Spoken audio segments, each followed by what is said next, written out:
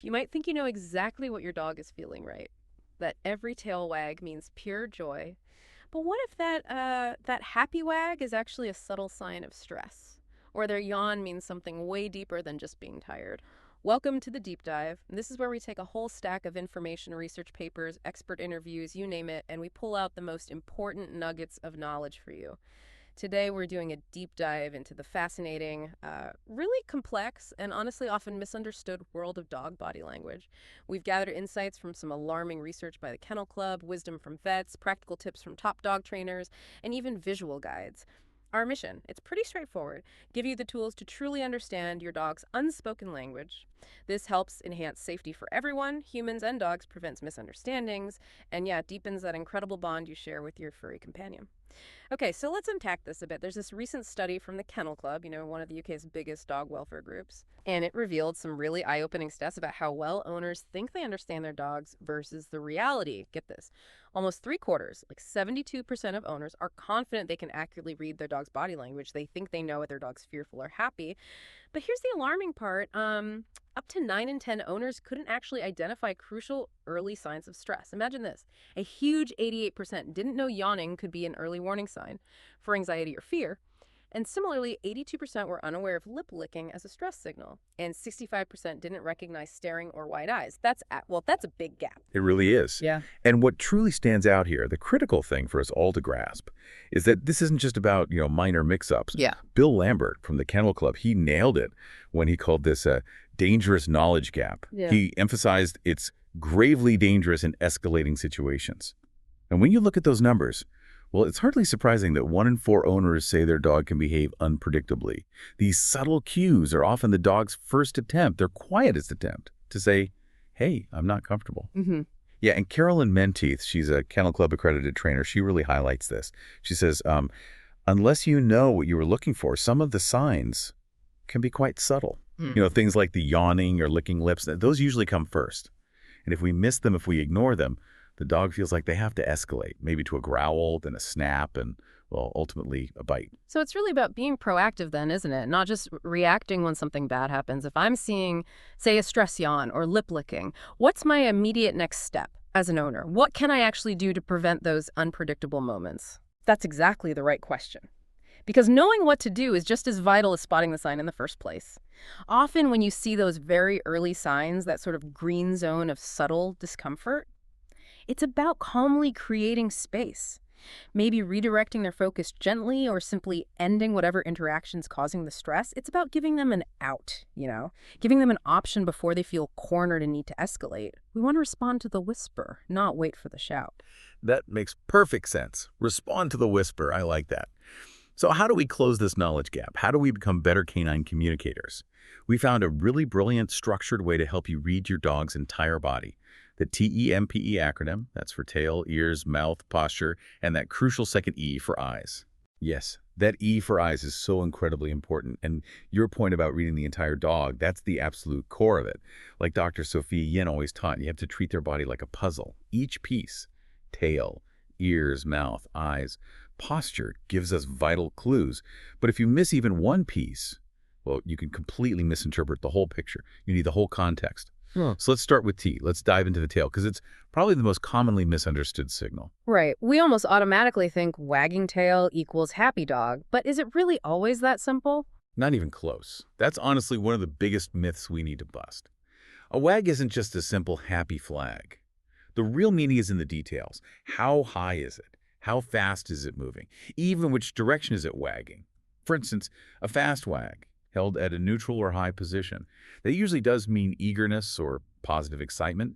But what if you see a slow, maybe slightly low wag? That dog's likely tentative, uncertain, maybe even asking for a pause in the interaction. That's a world away from pure joy. And if the tail is low or actually tucked right under, that's almost always fear or submission. Clear signals. What about a tail held high, maybe stiff, or even arched over the back? That's not just confidence. It's often high arousal, and it can definitely precede aggression. It's a warning sign.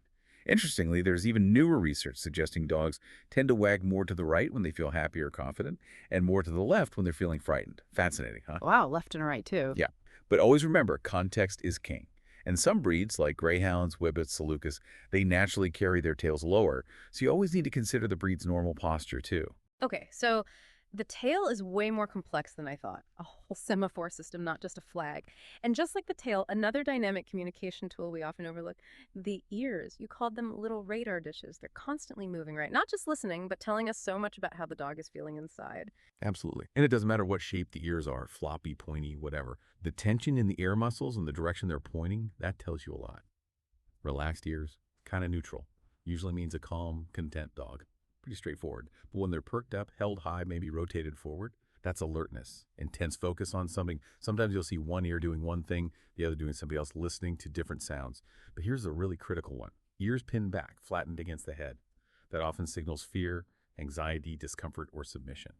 And that's a very clear warning sign. If that gets ignored, it can absolutely precede aggressive behavior, even with breeds whose ears might seem harder to read, like, greyhounds or pugs with their rosebud ears. The basic muscle tension and direction still apply. You have to look beyond the shape itself and see how they're using the ears, where they're pointing. Those are the universal cues. Okay, ears back is a big one to watch for. Now, eyes. People say they're the window to the soul. For dogs, they offer some really profound insights, but you mentioned they can be tricky. This next bit feels like where some of the most overlooked signals lie. Indeed. It really makes you stop and think, are you seeing the whites of their eyes, that sclera showing? Are their pupils huge like saucers? These subtle things are absolutely critical. Full, bright, soft, alert eyes usually means a relaxed, comfortable dog. But if you start seeing what we call whale eye, or sometimes half moon eye, where the whites become really prominent, especially at the corners, that's a classic sign of discomfort, anxiety, or feeling threatened. The dog might be trying to look away slightly, but they're too worried or tense to actually turn their head completely. Dilated pupils are another big one. They can indicate stress or fear, definitely, but they can also mean high arousal or overstimulation, which isn't always positive excitement, remember, so context is vital there. Right, excitement isn't always happy excitement. It's exactly. And darting eyes, where they're flicking around quickly, often suggests the dog is uncomfortable and actively looking for an escape route. And then there's the fixed, hard stare. That can be intense focus, sure, but it can also signal nervousness, or even be a direct threat or warning. Don't ignore a hard stare. Conversely, squinted eyes, almost closed. That's often a sign of submission, appeasement, or sometimes even pain. Wow. Okay, so once you start spotting these, like the whale eye or the hard stare, it really feels like you're unlocking a hidden layer of conversation. Let's move to the mouth now. It's incredibly expressive, right? Doing much more than just eating or barking. And I think for many of us, this next point is a real game changer. The idea that a growl isn't something to silence, but maybe a gift. You're absolutely right to frame it that way. A growl is a gift. It's communication. It's your dog telling you, I am uncomfortable, please stop or give me space. It's an opportunity for us to intervene, to de-escalate long before things reach a crisis point. The subtle shifts in their lips, their jaw, their tongue, they're packed with meaning we often miss, or even worse, misunderstand. So a closed mouth, or maybe slightly open and relaxed, perhaps panting gently if it's warm, that usually indicates relaxation. But lip licking, especially if it's persistent, flicking out quickly, and kind of out of context, not related to food, that's a super common stress or appeasement signal. Pay attention to that one. And remember those stress yawns we talked about earlier. Yeah, the 88% statistic. Exactly. Multiple yawns, or big exaggerated stress yawns, often indicate stress, confusion, frustration, maybe even empathy in some contexts. It's a physiological response, trying to get more oxygen under pressure. It often means the dog needs a break from whatever's happening. There's also the submissive grin. This looks alarming, sometimes lips pulled back vertically, showing the front teeth. But it's not aggression. It shows the dog feels pressured, intimidated, and is trying to appease. It's saying, I'm no threat. That's such a powerful point about the growl being a gift, but I imagine many owners, their first instinct is, shh, stop that. Yeah. What's the immediate practical danger of not allowing a dog to growl, beyond just things escalating? The danger is huge, honestly. You punish a dog for growling, you're essentially taking away their warning system. You're silencing their voice. You teach them, okay, growling isn't allowed. So what's left? They might feel forced to skip that step entirely and go straight to a snap or a bite with no prior verbal warning next time. Then you have a dog people call unpredictable, when really we just took away their ability to predict the bite for us. A snarl, where the lips curl right back, exposing those shiny white teeth, often paired with hard eyes and a stiff body. That's a clear, unambiguous warning that the dog's patience has run out. They're saying loud and clear, I'm uncomfortable, back off. We absolutely must respect that communication. Well, that completely reframes how we should think about growling. Listening to it is literally giving your dog a voice and keeping everyone safer. Huh. Okay, last part of TEMPEP for posture, how the dog carries their entire body. Weight distribution, muscle tension. It tells the whole story, right? It really does. Putting it all together, posture reveals everything from deep fear to playful intentions. And crucially, it helps distinguish between offensive and defensive feelings. A relaxed body, loose muscles, no obvious tension. That's your calm, easygoing dog. Hunched posture, maybe cowering, trying to look smaller. That screams fear or stress. The dog is essentially saying, I mean no harm, please don't hurt me. Even rolling onto their back, we often think belly rub. But sometimes it's submission, stress, or anxiety. You have to check the other cues. Are the ears back? Is there whale eye? It's not always an invitation. Now, weight shifting forward, that can signal interest, sure. But if it's combined with other tense signals, it can also indicate offensive intentions. The dog is trying to appear larger, more imposing. And the classic play bow, of course, chest down, bum in the air, that's usually a clear signal. What comes next is play. It contextualizes playful growls or nipping. Although sometimes a dog might use a play bow if they're feeling anxious or unsure how else to interact. It can be a displacement behavior, too. Displacement, like doing something unrelated out of stress. Exactly. And raised hackles, piloerection, the hair standing up along the back. That's an involuntary response, like human goosebumps. It just means arousal. It doesn't automatically mean aggression. It could be excitement, fear, being startled. Again, look at the whole picture. So with posture, how do we really tell the difference between a dog who's just, say, super excited or startled versus one who's genuinely feeling aggressive and might act on it? That's a great question, because the details are everything. Let's break down the two main aggressive postures. An offensive posture. Think stiff, straight legs, standing tall, maybe leaning forward, neck extended like they're ready to charge. The tail will be stiff and high, maybe just the tip twitching. Eyes hard, direct stare, ears forward and tense. Often piloerection is present. This dog feels threatened, but is ready to act first to control the situation. Now compare that to a defensive posture. The dog is low, maybe slightly crouched, weight shifted back over the hind legs, ready to retreat if possible. The tail is tucked low or maybe flickering nervously. Pupils are usually dilated, ears are pinned back, head might be lowered. Piloerection can still happen here too. This dog wants to avoid conflict but feels trapped and will escalate defensively if their please go away signals are ignored. Okay, offensive forward, defensive back. That's a helpful distinction. It's a whole communication system, you see. Every twitch, every shift in weight, it all holds meaning. Being aware empowers you to respond appropriately to keep everyone safe. Right. So now we have this fantastic toolkit, TEMPE, to read the individual signals. But how do we put it all together? How do we predict if a situation might escalate? Or even better, how do we de-escalate it early? This brings us to a really crucial concept. The idea that dogs usually communicate their discomfort in stages. They don't typically jump straight to biting. The ladder of aggression, which was developed by Kendall Shepard, illustrates this progression perfectly. It helps us see the steps. Think of it in zones. First, the green zone. These are the really subtle signs of discomfort we talked about. Blinking more, quick nose licks, those stress yawns. These are your dog's quiet whispers, their first polite request for space or a change. If those whispers are ignored, they might move to the yellow zone. Avoidance. Turning their head away pointedly, turning their whole body away, maybe sitting down or lifting a paw, kind of asking for space, or simply walking away if they can. They're actively trying to disengage. Okay, so green is subtle unease, yellow is active avoidance. Exactly. Then, if those signals are missed or overridden, we get to the orange zone. This is clear escalation. Creeping low to the ground, ears pinned back, standing stiffly in a crouch, tail tucked tightly, maybe showing teeth. But remember, this is different from the submissive grin. This is a threatening posture, and this is where you'll typically hear the growl.